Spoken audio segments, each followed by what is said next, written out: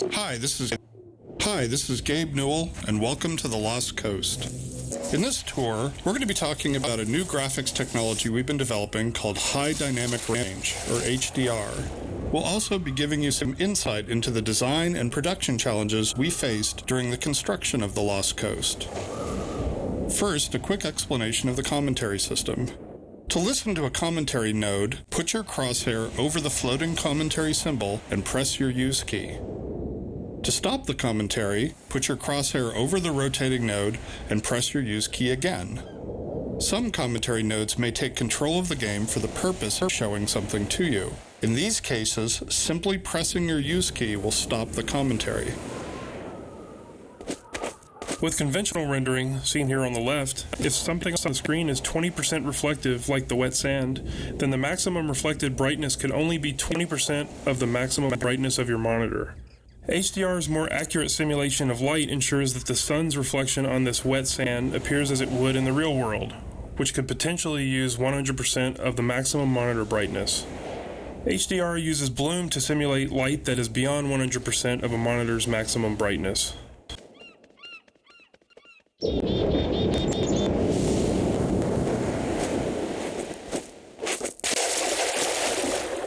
The process of building characters in Half-Life 2 taught us many things. By the end, we believed we'd figured out a more effective process for designing and constructing characters. This fisherman is the first character we built using that process. Design-wise, the fisherman was focused on showcasing HDR and the way light falls on human skin. The highlights on his forehead and nose are good examples of specularity on human skin. You can see how the wrinkles on his cheeks and around his eyes are an example of how we can use normal maps to add depth. Production-wise, the fisherman was built using a similar process to the rocks you saw on the beach. We model the 3D character at a very high detail, then extract much of the physical information and store it in the textures.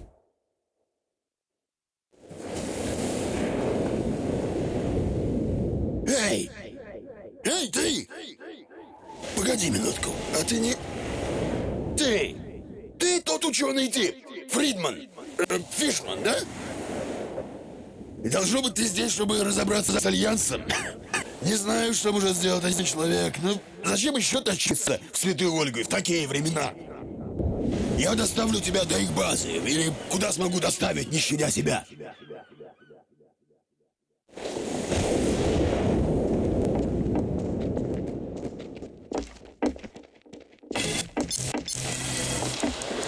When the art team started to think about a location that would demonstrate the power of HDR, a beach was one of the first choices we made. The visual relationship between the sky, the water, and the rocks is something we could not achieve without HDR. In order for high dynamic range to correctly simulate the light's interaction with the surfaces around you, like these wet rocks, we needed more precise information about the surfaces than we've had in the past. And now going forward, we're modeling textures in 3D packages to ensure that the physical information encoded in the texture allows HDR to correctly bounce light off the surface. We also designed the colors and values of each surface to ensure they will be correct across all exposure levels. Water presents us with a lot of rendering challenges. In fact, we have to render the scene 3 times. Once for the refraction of what's under the water, once for the reflection of everything above the water, and once from the player's view. You can see the reflection and refraction scenes in the 2 small windows on screen. In the refraction, we calculate per pixel how much water you're looking through to do a volumetric underwater fog to simulate particulate matter. For our full HDR solution, we had to go through the entire engine and modify every bit of code that calculated light and color. For example, these water reflection and refraction renderings had to be improved to support the full range of contrast values.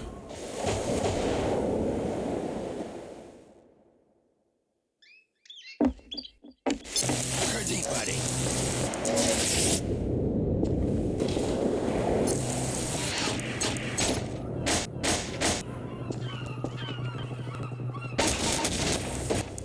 Если ты вернешься, ты найдешь меня здесь.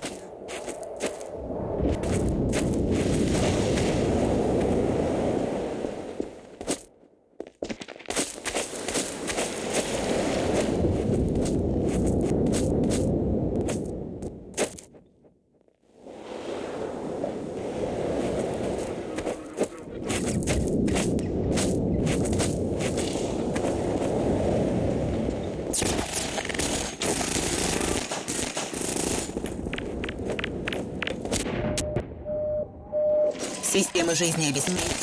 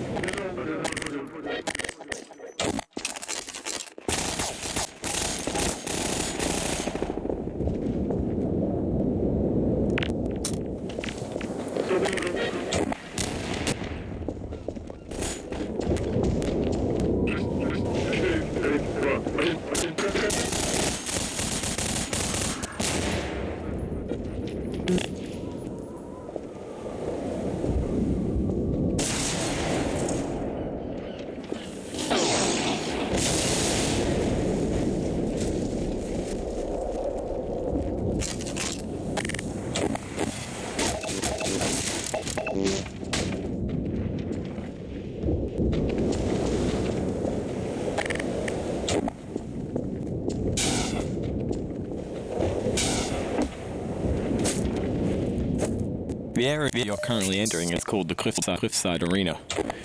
We were particularly happy with the vertical cliffside in Half-Life 1 and regretted that we didn't iterate further on that concept in Half-Life 2. Vertical space allows us to force the player to deal with threats from above and below. We find that players focus their view on the direction they're traveling, so by using a cliffside and having the player ascend it, we ensure that the player will look up and be prepared for enemies. If the player's path was to move past the bottom of the cliffside, it would be unlikely he would notice soldiers rappelling down from above. And dying from unknown threats never feels fair and certainly isn't fun.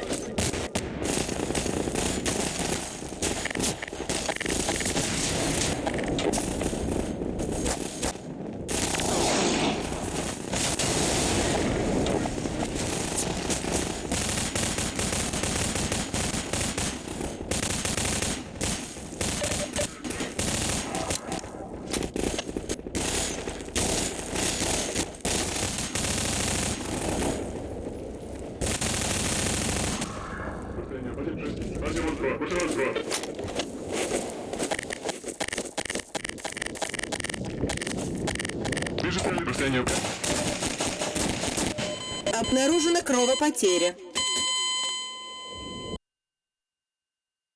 The area you're currently entering is called the Cliffside Arena.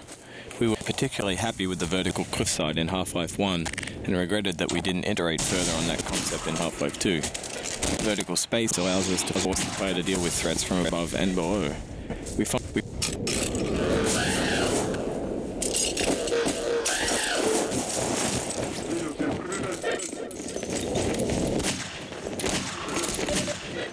Боезапас исчерпан.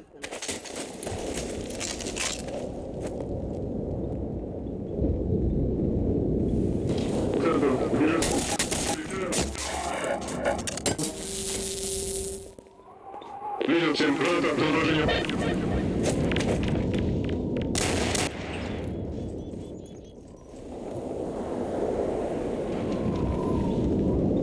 Цель 32.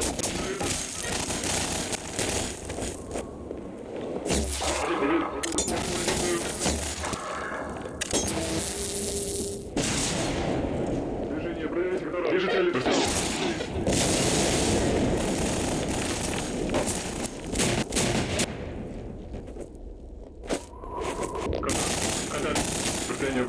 Максимум 2.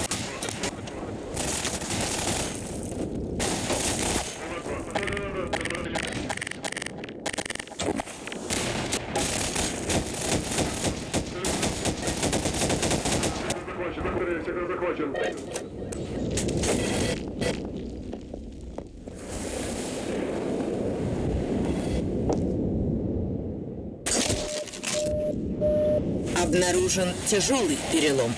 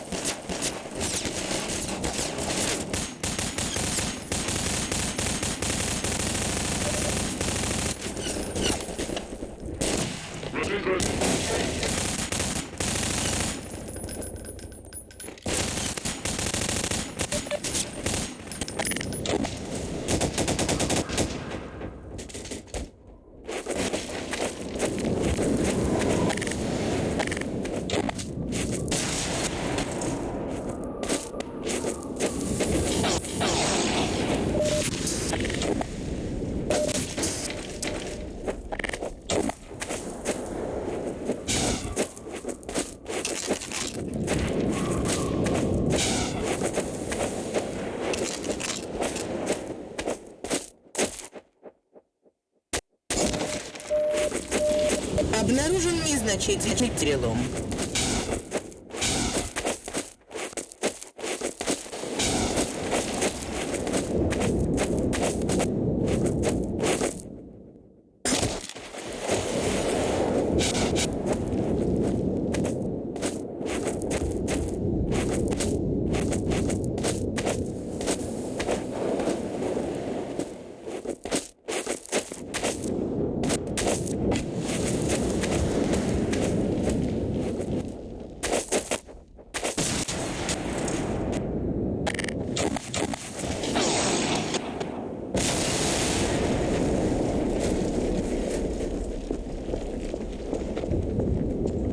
One of the features of our HDR solution is dynamic tone mapping. The easiest way to think about dynamic tone mapping is that it's a method of simulating the way the human eye reacts to light. In the real world, you've probably walked into a dark room and noticed your eye adjusting to the darkness, letting you see better after some time. Or you've walked out into a bright day and been blinded by the sun, only to have your eye adjust and allow you to see normally. Your iris is adjusting itself in response to the amount of light hitting your eye. Dynamic tone mapping simulates this by automatically adjusting the exposure of the scene to mimic the behavior of your iris. You can see this as the view moves from the dark tunnel to the bright sun and back again. Here, you can see the way we calculate the amount of light hitting the player's eyes. We take a snapshot of the scene, measure the brightness levels, and then use that to adjust exposure. We consider light at the center of the screen more important than at the edges to better simulate the geometry of the eye.